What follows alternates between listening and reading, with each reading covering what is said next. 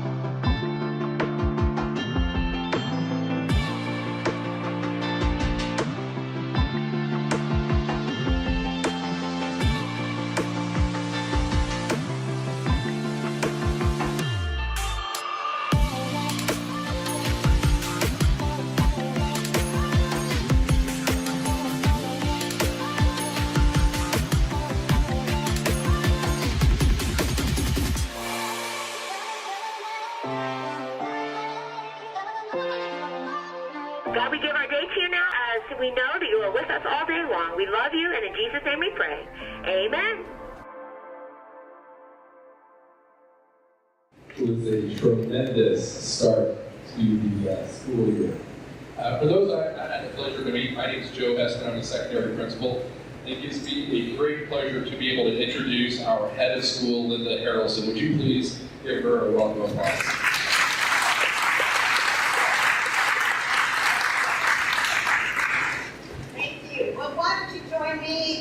In a word of prayer.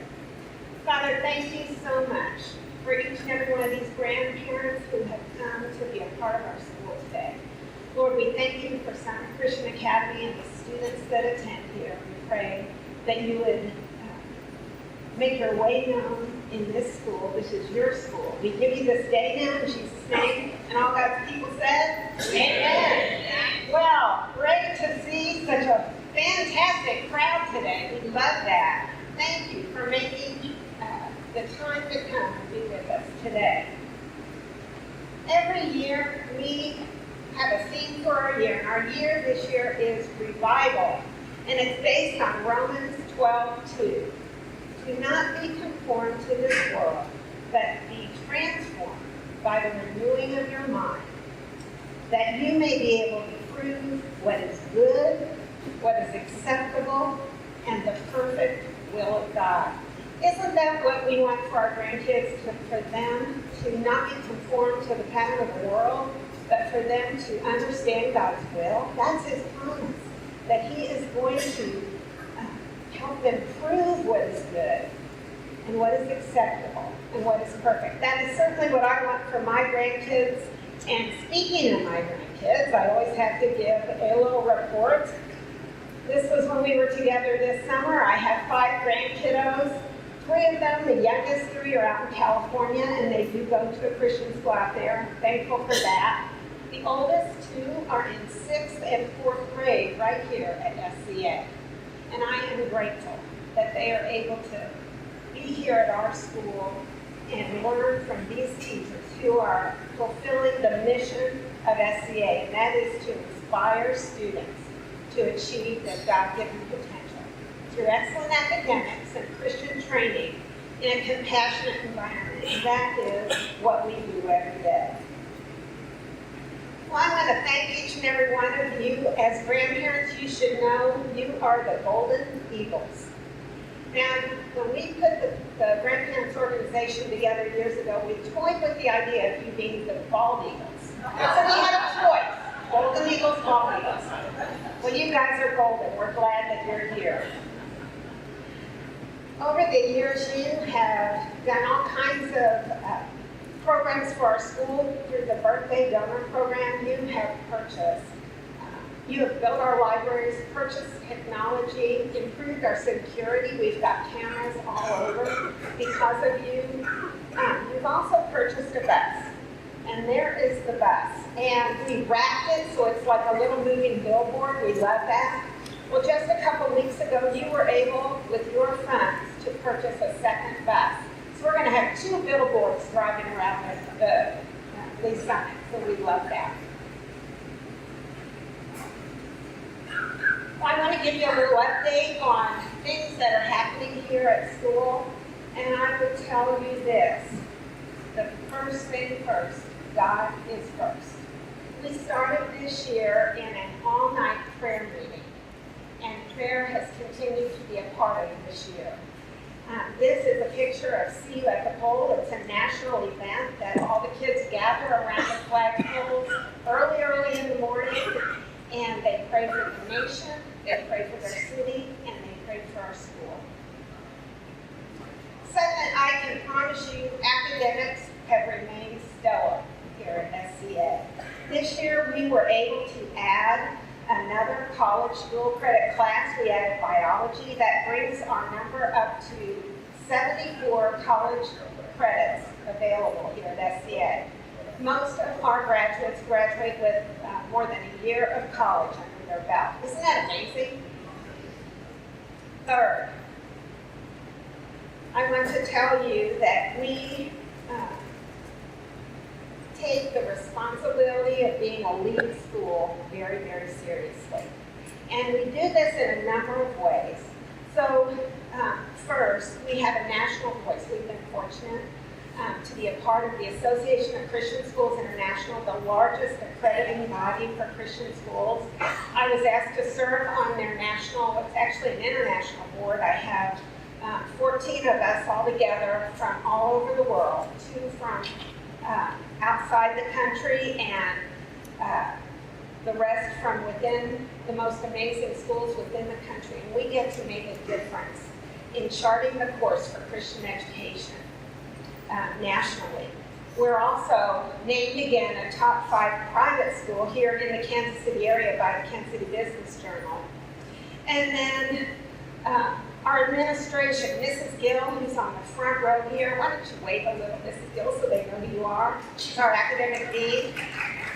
She serves on a board for SLU, one of the universities that St. Louis University, that we do dual credits for. She serves on a board for them. Mr. Hessnick, who you just met, is involved in civic organizations here in town, as is other administration and directors. We're all very involved because we want to impact our spirit influence for Christian education and for Summit Christian Academy. It's very important. One other thing that we have done in a way of showing leadership, we have written a book, and it is a devotional book. It's called Devoted Parent. Years ago, when Mrs. Gill was overseeing she was impacting the writing in our curriculum, we started writing across all subject areas. She came to me and she said, what if our teachers took the lead in this and they wrote a devotional book and we published it, and they could then be known as published authors. So this book was a labor of love, I would have to tell you. Our teachers have written the devotions throughout this book, and it is now published. It's on sale. There's a table over here if you wish to buy it, but I will tell you, you will understand the heart of our school if you read this book. You will be blessed. Well, last year I told you we were building a track, and there it is. That's around our football field, Frontier Justice Field, and the donation to that track were the very first funds that came in for our Legacy of Faith campaign. And so we spent all last year building it, and there it is. It looks beautiful. So we're in the midst of this Legacy of Faith capital campaign. We are totally out of space. This is a record year for enrollment for us, 815 kiddos.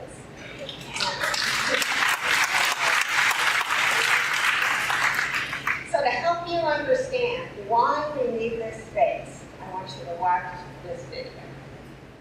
In the heart of Lee Summit sits one of the top 5 private schools in the Kansas City area. Summit Christian Academy, serving 800 preschool through 12th grade students with a mission to inspire students to achieve their God-given potential through excellent academics and Christian training in a compassionate environment.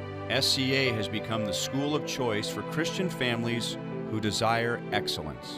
What attracts families to Summit Christian Academy? It is known as the SCA difference. It is the rigorous academic environment where teachers are not only called to teach, but are called to make an eternal impact in the lives of students. At SCA, not only do we know that it's high quality curriculum, we also know something maybe even more important, which is the minds and hearts that curriculum is coming through are one of being servant to God. And so that material is going to come across in the right way, which will be from a godly way. I've never considered this a job. It's always been a calling, and I've never looked back. 16 years later, our high school, we've not only seen our first graduating class, wow, we have so many. It's just, again, it's miraculous to look at the facilities, but far more than the facilities, to look at the lives and the characters, the real product that this school is producing. What made the difference for me was seeing Christ in the hearts of our teachers, going the extra mile, being able to speak about who Jesus is directly to our students, to encourage them not just about their schoolwork, but about their heart attitude and how they treated their classmates. She's shown so much growth, and she's able to share that, and you feel so good knowing that your kid's shown so much success in all of her papers. She's writes such positive comments on them, and Jillian reads every one of them, and she'll go back and tell her, "Thank you for writing on my papers." So that's huge for her. I happened to be at school serving lunch the day that they came on the intercom and announced that one of our seniors was diagnosed with a terminal cancer. And the entire building stopped and prayed. I left school after lunch and I thought, this is why we're here. This is why I love bringing my son here every day. And I want everybody I know personally to experience that feeling when they take their kids to school. And the only way we're going to do that is if we keep growing. In the last 5 years, the secondary enrollment of SCA has more than doubled. Parents are moving to the Lee Summit community because they desire a school environment like SCA that is not only Christ-centered, but upholds a standard of excellence in academics, the arts, and athletics, so that students may achieve their highest potential. It's been since 2007 since we have built a new phase onto our school. That was the year that we moved into this secondary building. But there had always been plans to add on a classroom wing and a large field house in the back. We are to the point where we are ready to build again. We are using every classroom, every hour, every day. If there is a room that used to be a closet, we are using it. As we've been able to differentiate our programs and provide more services for our students, we've needed more places to put people. We're using everything we can at this time. Do we need more space? Yes. Would we like a bigger gym? Yes. Would we like more classrooms? Yes. Would you like other people in your community to have the ability to experience what we're experienced and have their education be nestled in their faith? Absolutely. And so this is a path to make that possible. Why should someone give to SCA? It's a great school. It's producing great kids that are going to be hugely productive in this world and in this society. The kids who leave here are amazing to me. They're powerhouses. I love that there's so many kids on scholarship here, and there are so many parents making so many sacrifices because it's so important to their family and their way of life that they've made that commitment. Well, being a mom of 2 graduates, I can tell you what it looks like is well-rounded students that are confident, not only in their relationship with the Lord, but also in their academics. It's been home. It's been a place where I can come back and not be a place where I don't want to be, but rather a place that I look forward to going in order for me to build upon the foundation that God has given me, that my parents have given me, to become greater, to become what I want to be, and most importantly, to be who God's made me to be. They're learning and they're growing and they're figuring it out. And After 15 or 16 graduating classes, we're beginning to see the fruit of that. And these people are world changers. Summit Christian Academy has become the Summit. Not only the beacon on a hill for the community, but a place where students are intentionally trained to increase the marketplace of ideas and are encouraged to nurture their desire for discovery of their God-given calling and passion for their lives. Won't you invest with us? Invest in students who are challenged academically, grounded in Christian training, and taught to lead, whether it is on the stage, in the choir, in a debate room, in the classroom, on the court, or in the field. What will your legacy be? Your generosity will impact the next generation. It will be your legacy for the future, your legacy of faith.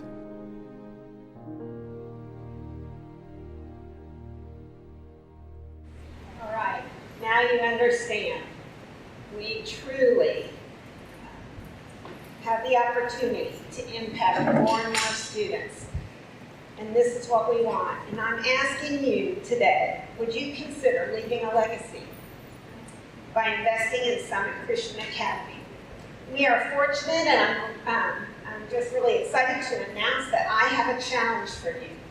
We have a business partner called Integrity Roofing, who has been praying about their gift to our school in this campaign. And they are putting up $86,400 in a challenge grant. And I'm asking that you consider being part of that so that it can be matched to $128,800. Now I know that's kind of an unusually odd number, but that's what God does. He put a number on the heart of these two owners. And so I am putting it forth to you. I'm asking that you give towards that challenge. Anything that you would give today will go and be matched. As part of the materials that you received on your chair today is a Legacy of Faith campaign brochure. It tells a little bit more about our campaign. And inside, a little bit about the guys who have put up this challenge grant. And you can read that. We have people at all of our entrances that can take your envelope, but if not, you can mail it in. We're fine with that. We're thankful for anything that you can do to help build a legacy here at Summit Christian Academy. All right, now it is my distinct pleasure to introduce Mr. Tim Schwab. He is a science teacher here at SCA, and I would say, and the kids can probably join me, he's our science teacher extraordinaire, isn't he? All right, so please welcome him. He's going to give you a little bit of his thoughts of how the Bible and science align. Welcome.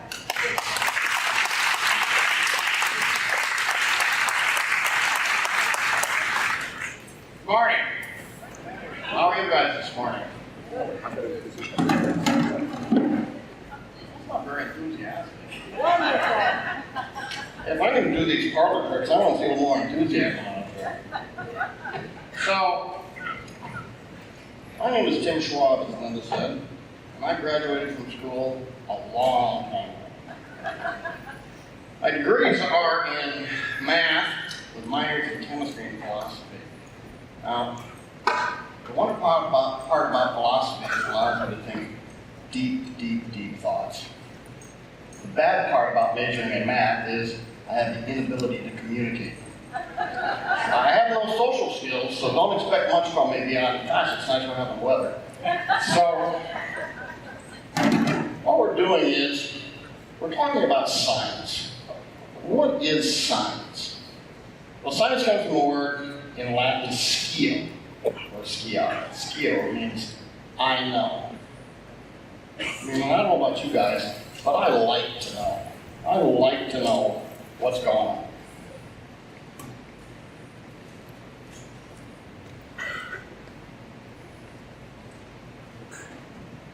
So, what do we do?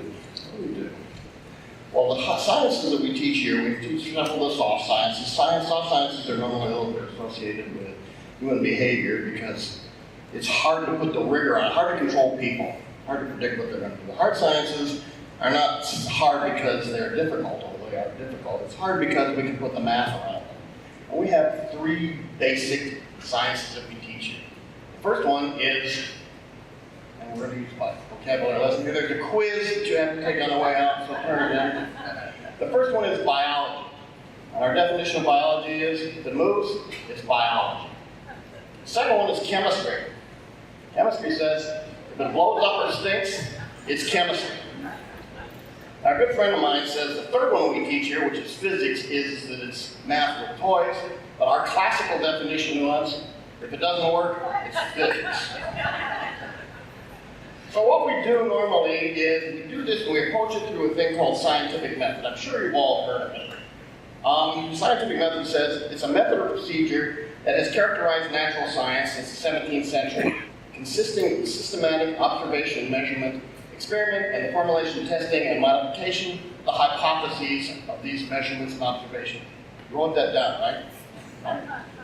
By the way, if I look startled at any time during this, it's because I do teach high school, and anybody that pays attention to me for more than 5 minutes, if it's all of you, it scares me to death.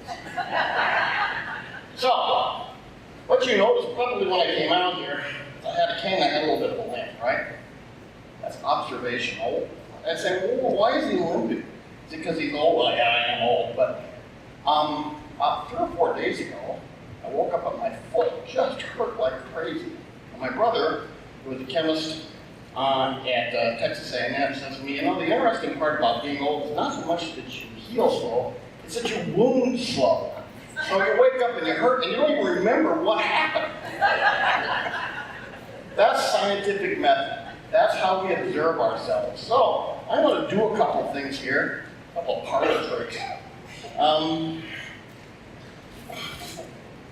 I have some magical elixir here. What am I doing wrong? Well, here it is. It's stuck to my magical elixir. And so we have the scientific tool of the day. Hammer. What I'm going to do is I'm going to take this hammer and I'm going to bash off some of this ice. Now the problem is when you get this ice, you have to be an adult to get it at the store. So I'm going to have my wife pick it up for me. So I'm going to take some, let's see if this ice is over here.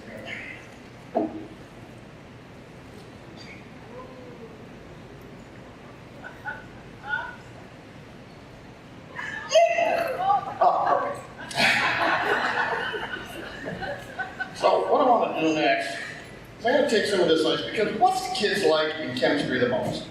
Well, they like things that stink. Most of all, they like things that blow up. So we're going to blow something up. So now the problem with blowing things up is it's usually pretty loud. So please don't scream or cry. The last time I did, nobody died. A couple kids were maimed, but they healed. We have a deal with St. Luke's and Lee Summit hospitals to cure kids as quickly as they can if they're damaged fast. So the deal is that explosions, all explosions are caused by expanding gases. Science fiction likes to show you blowing up asteroids with nuclear missiles, but unfortunately that really doesn't work. All nuclear missiles do is make things really, really hot, but unfortunately in space there's not a whole lot of gas.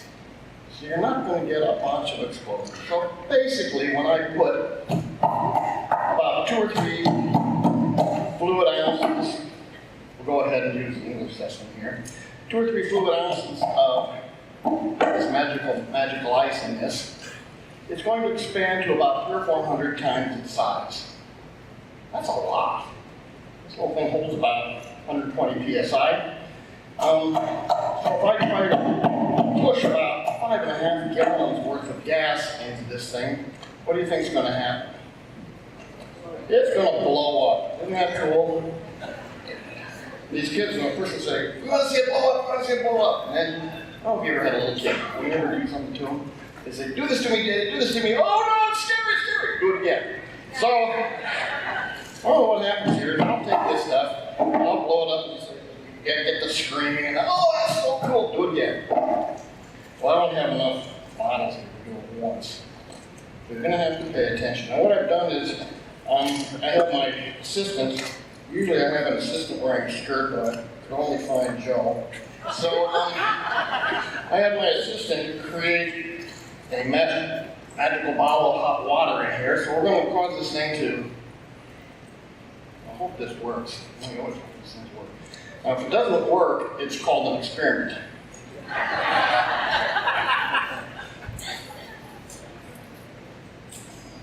So, if you listen to that, you can probably start to hear a crack. Now you notice, I kind of like it because it's far away from me. So while we're waiting for this thing to react, we're going to talk to you a little bit about some other things. One of the things we know about science is that everybody thinks science has all the answers. Everything that we do in science, or see in science, we think, boy, these guys have got it together. They know what's happening. And in class one day, one of the kids walked up to me and says, you know, I never realized that we can't see electrons. We cannot see electrons. We've never seen an electron, and all of that, we never will see an electron.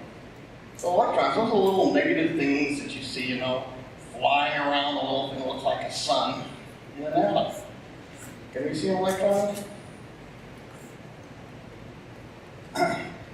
By the way, these slides are available for publishing, and I would promise to autograph them if you bring a copy to me, my friend. So we cannot see an electron. We can never see subatomic particles directly. Now there's a good physical reason for that. We cannot see them. So all we see is the trails of where electrons were. Some of the indications of things they've done, but we never, ever, and never will see an electron. There's a good reason for it. Oh, it worked!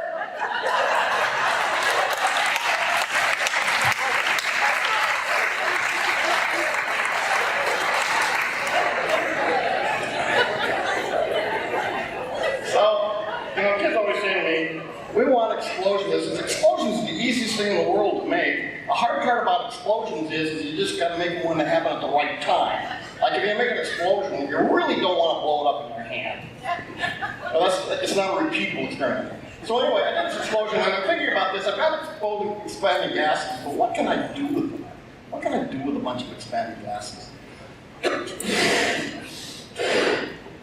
So I take this balloon, and say, well, now here's some expanding gases, and if I let it go, what happens? You may keep that.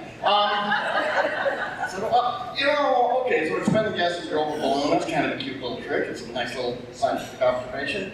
But what now? It didn't seem to vibrate correctly. It kind of went all over the place. So how do I control that?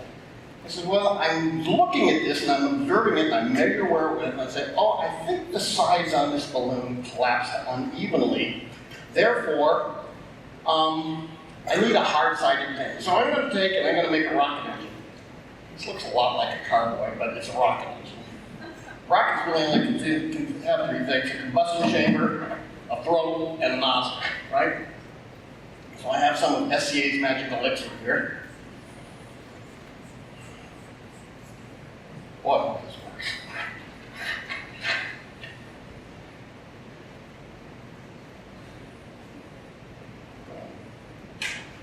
So this is way more dramatic in the dark. And you know, science, half of science is everything anyway.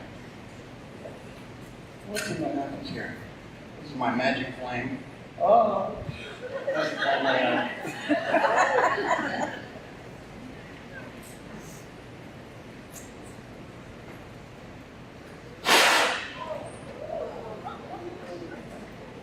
Wow, that's pretty cool. And if I put it on the floor, I could actually get enough thrust out of here that it would move it forward.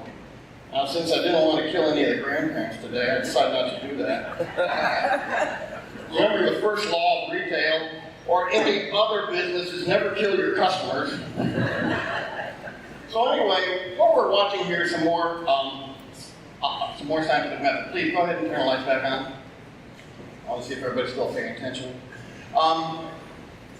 So one of the other things that we talk about, and you hear a lot about, is the beginning of the universe. People say, you know, the universe is 14 billion years old. Wow, that's a long time. I don't know anybody 14 billion years old. I don't know anybody that even knows anybody that have any relatives that knew anybody that was 14 billion years old. So, and they say, well, this is science. Well, science, based on observation and measurement. Now look at this thing. This is a drawing. And at the far left side, you see where it says in yellow, no one knows what happened. This is supposed to be an illustration of the Big Bang. An illustration of the Big Bang, it says science. And I read an article just about 2 weeks ago that said, well, Big Bang, by the way, the Big Bang theory is only about 60 years old. The Big Bang and evolution have always happened and they're definitely provable. I'm going, wow. String theory, which is trying to explain that, I just read an article on that and said, you know, string theory involves 10 dimensions and the math doesn't quite work for the real world. I'm like, no. So we've had to toss that out. So it looks like the Big Bang is more something which we're guessing at, nothing that we've ever really seen. And scientists will say to you, you know, 14 billion years, anything can happen. That's not much. 14 billion, that's a long time. Anything can happen. So there's a scientist, his name is James Toole. He's one of the top synthetic organic chemists in the world. Now, an organic chemist, synthetic organic chemist, basically makes things from nothing. He takes inorganic materials and tries to make organic materials. And he says, only a rookie who knows nothing about science would say that science takes away from faith. This man has received more awards than you can possibly believe. He probably has to build an extra room in his house just to hang the awards. And he says, only a rookie would say that science takes away from faith. Now these are the guys that do the GMOs. You read about that. These are also the same group of people that says, we can make life in a test tube. Oh, wow. Who said that? Albert Einstein, I think you've all heard about Einstein, probably, arguably one of the most famous scientists to ever live, said, and this is an exact quote, you can go on Snoops for those of you that do this stuff, and see if he said it, because a lot of atheists and agnostics said science, Albert never said this, he did. He spoke to me about it personally. Now his close friend at Princeton has verified that in fact he did do this, and he says, the more I study science, the more I believe in God. Same guy, James Toole, synthetic organic chemist who makes amazing things, says, we synthetic chemists should state the obvious. The appearance of life on Earth is a mystery. Key upper sentence at the back here says,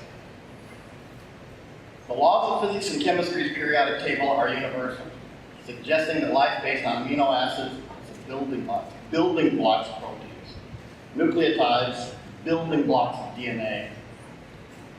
Saccharides, that's sugar. And lipids, a nice way of saying fat, are an anomaly. Life exists nowhere in our universe, and life should not even exist here on the face of the earth.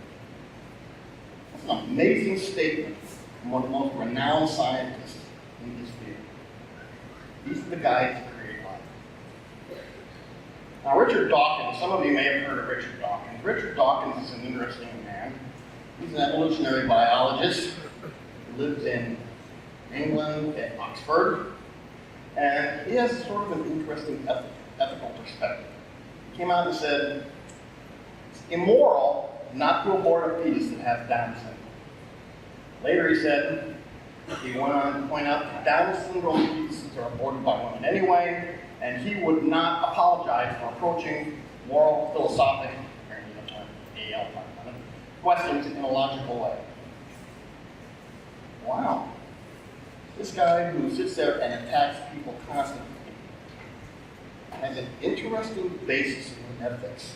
It's okay to abort somebody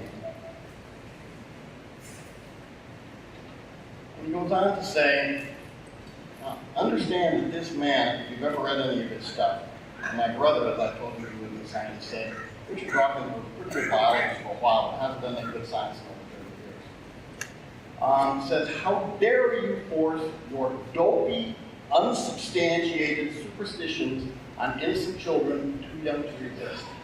How dare you? And the capitals are his, not mine. How dare you? Well, we just had a man that said, wait a minute, these are unsubstantiated claims about the beginning of life. These are unsubstantiated claims about the beginning of the universe.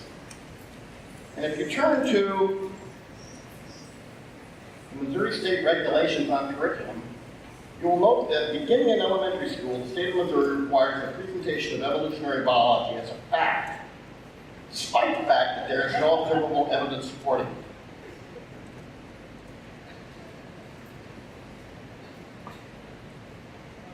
Are those unsubstantiated claims?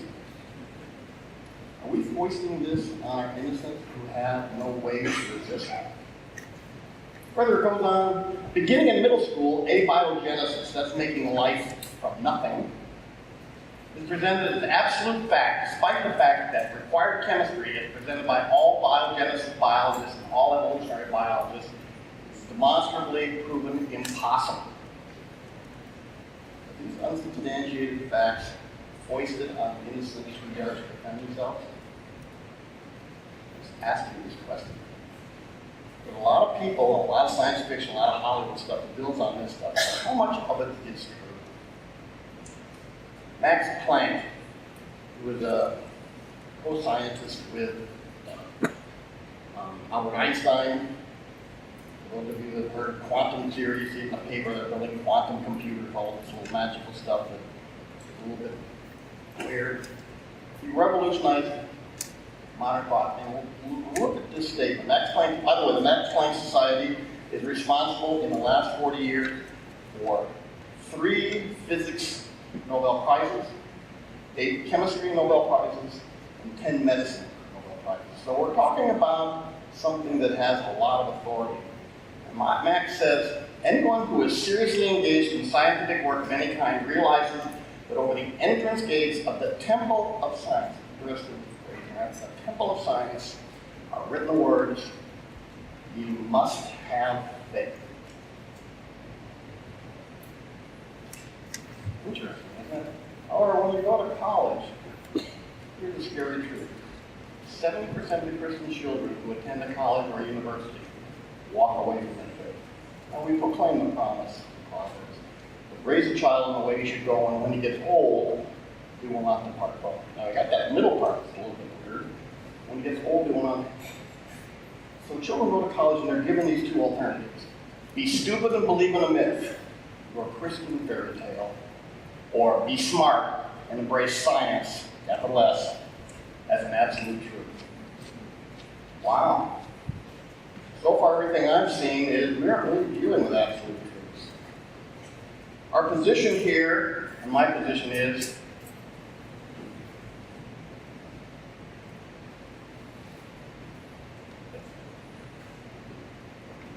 that faith as presented in Webster's dictionary is a strong belief in doctrines of a religion based on spiritual apprehension rather than proof. Sounds a little like some of the science we deal with, doesn't it? Go on and look at Paul, an author who most of us are familiar with. It says, now faith is the substance of things hoped for, the evidence of things not seen. I think we're presented that science versus faith is a false dichotomy. It's a logical irrelevancy. It doesn't really make sense. That is not the choice. God did not make things unknowable. So scientists discover what God made knowable all along.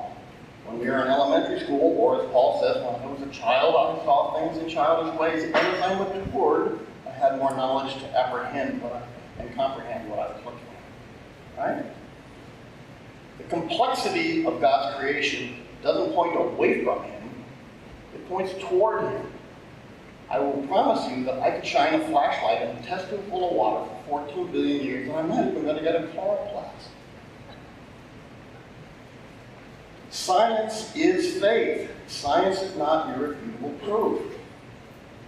When they discovered the center of the universe, this is a great quote. When they discovered this, is our cosmologist, the center of the universe, a lot of people will be very disappointed to discover they are not in it. Too much of what we do today has us pointing to ourselves. And if you think that isn't a problem, look at the world around you. Read the newspaper. This is not filled with edifying things.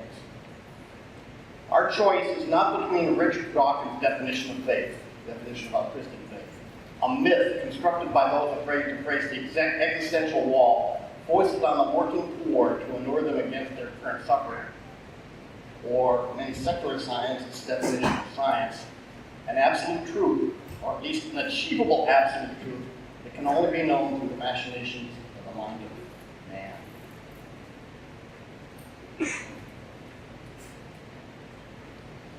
What we need to come to realize, what we all realize, and as a scientist, what I realize, is that it's not science versus faith.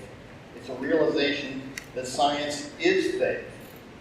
And this faith points to God and the true complexity of His creation. Any questions? Don't expect any answers. Remember, I warned you at the first part, I don't have any social skills.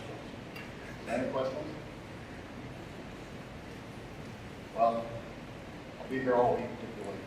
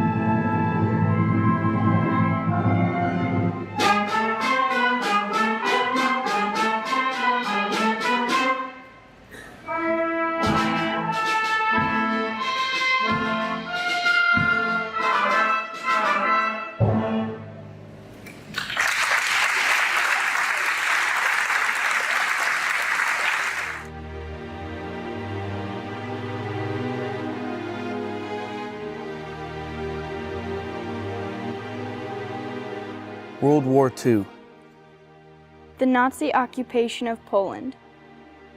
Dr. Janusz Korczak, the writer, educator, physician, and passionate advocate for children, tries to keep the Jewish boys and girls of his Warsaw orphanage alive and hopeful in the face of unbelievable deprivation and terror.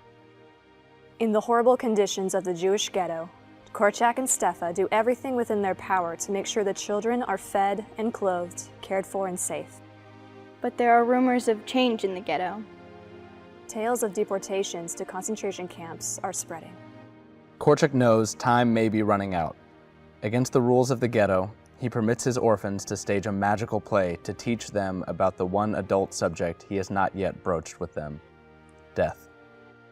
As the play is rehearsed, the rumors become reality, and Korczak must decide who can be saved, who must go on the final journey together.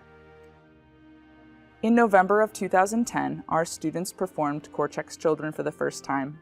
Colin Ferguson played Dr. Janusz Korczak, and Ali Lenhoff played Stefa Wilczynska. This November, the play will come again to the SCA stage, with John Davis as Korczak and Jenna Finnegan as Stefa. We are incredibly honored to tell the story once more of Korczak, Stefa, and their orphans. What was one of your biggest goals as Korczak? I think that I wanted to tell the story in a way that was honoring, but also in a way that helped people to engage with the story emotionally, but also intellectually, of not just like learning about someone who should be kind of idolized, but also being able to engage with that story on a personal level, and not just an intellectual level. And I think that with all of the whole cast and the all the elements we were able to bring together, I think we were able to do that and bring people kind of into the story instead of just presenting the story. So, what have you found to be the biggest challenge in telling this story now that it's a story that the school, or at least certain members of the school, are already familiar with? The biggest challenge with this role, I would say for me, it's just wanting to be able to bring that level of honor, of being able to say, you know, I am nowhere near how amazing this person was, but I hope that if even one person leaves this auditorium with a different kind of mindset from seeing who Korczak was, it would be a successful show. So to answer, it would be, the hardest thing is just bringing him to be that real and be just like, you just feel like you're right there with him, you know, and just to be an example on and off of it, of the stage. I think that's probably the biggest thing for me right now.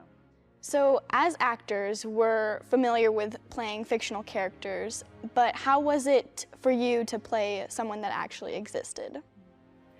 It was very, very special. I think that when it's a person who actually existed, there is a little more pressure to do it right. You know, I really wanted to play this part in a way that showed people how amazing this person was. Stefa had such an incredible legacy. She was really an unsung hero in her time, and so I just wanted to do my best to help the audience to connect with her.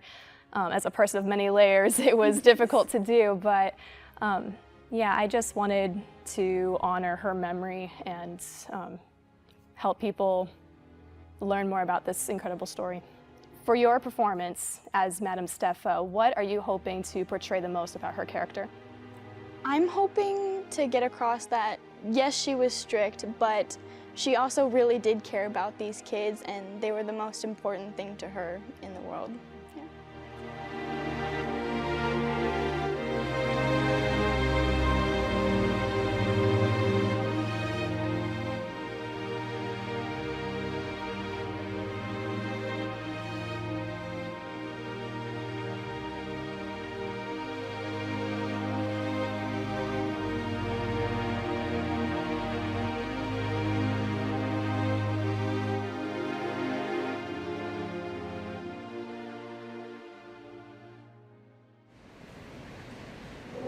stone that the builders rejected became the cornerstone of a whole new world. The stone that the builders rejected became the cornerstone of a whole new world.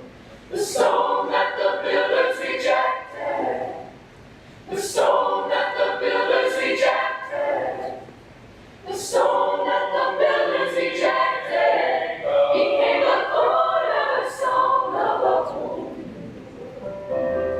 Maybe not to the ground, and suffer through the winter's cold, only to rise right up again and bear its seed 1,000-fold. The stone that the builders rejected became the cornerstone of a whole new world. The stone that the builders rejected became the cornerstone of a whole new world. The stone that the builders rejected, the stone that the builders rejected, the stone that the builders rejected became the cornerstone of a whole new world.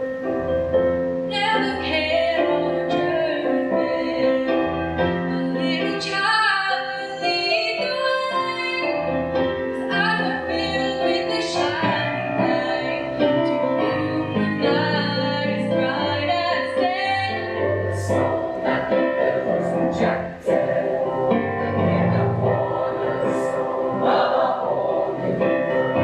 The stone that the builders rejected became the cornerstone of a whole new world. The stone that the builders rejected, the stone that the builders rejected, the stone that the builders rejected became the cornerstone of a whole new world. The God that was the stone is the sun that we can see. Death goes everywhere, the stars see. Oh, the stone that the builders rejected became the cornerstone of a whole new world. The stone that the builders rejected became the cornerstone of a whole new world. The stone that the builders rejected, the stone that the builders rejected, the stone that the builders rejected became the cornerstone of a whole new world. The cornerstone of a whole new world.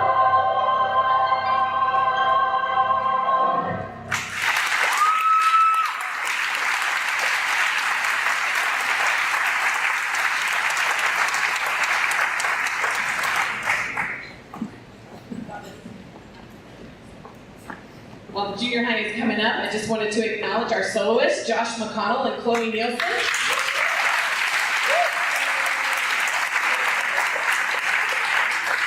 And also the descant by the Junior Senior Ensemble and Annie Marsh.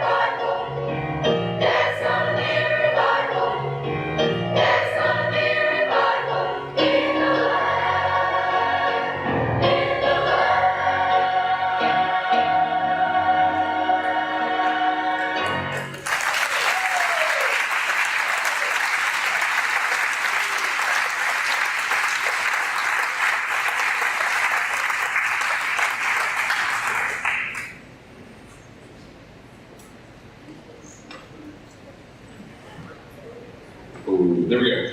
All right, as they're transitioning out, we're going to have JSE is going to make his way over to the elementary, back and forth between the two.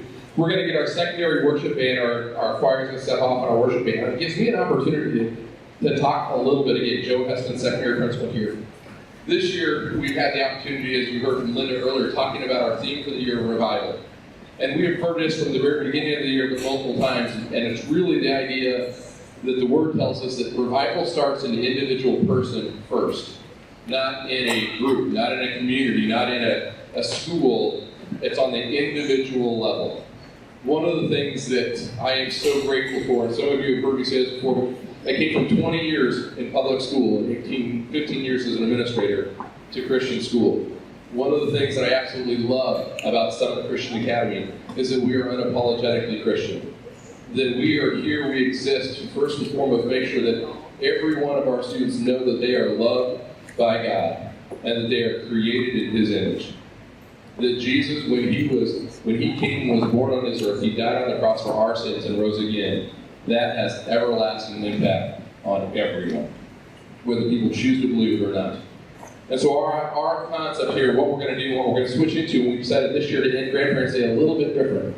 We want to bring you in to what we are experiencing this year as a school. It started on our senior mission trip with our seniors that really caught a hold of a fire that was going on and wanted God to touch their lives and touch the school as a whole.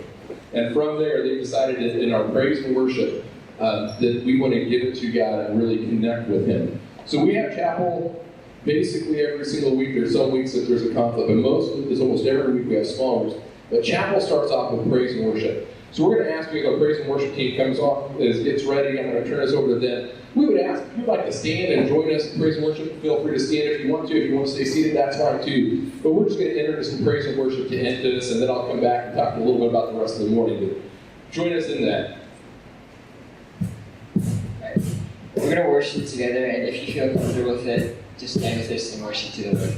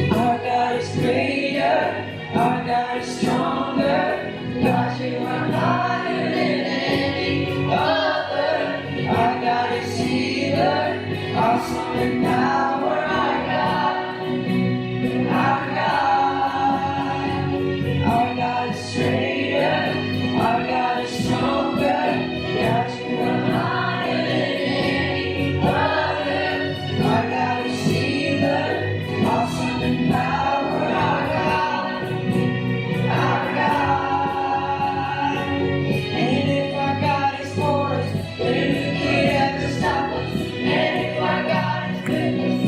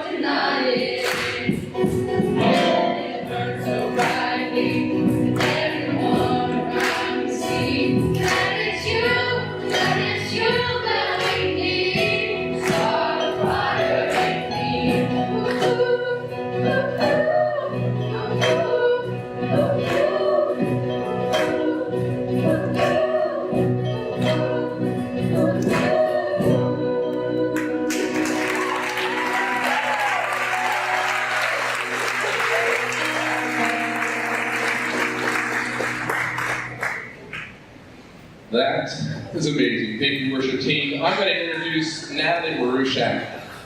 Natalie is a senior. She is the president of our Spiritual Climate Committee. It is a group of students that we have started this year, and their focus is how to increase and improve the spiritual climate of the school and everything that's going on. So she's going to close us in prayer. Would you please join us? Hi guys, won't you join me in a word of prayer? Father, we thank you so much for today and for the grandparents that have come to be with us today. I ask you would help us to love on them and bless them as they deserve, and that they would have a great time with us today. I also ask for safe travels home for everyone today, and that you would just come and continue to be with us. In your name I pray. Amen. Amen.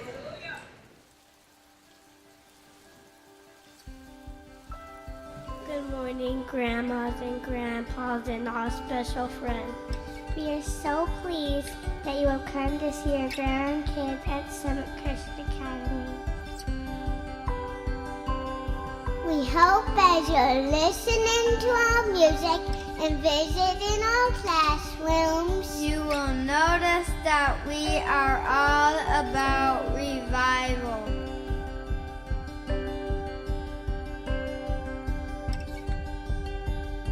We want to wake up so we can see, think, and do what God wants us to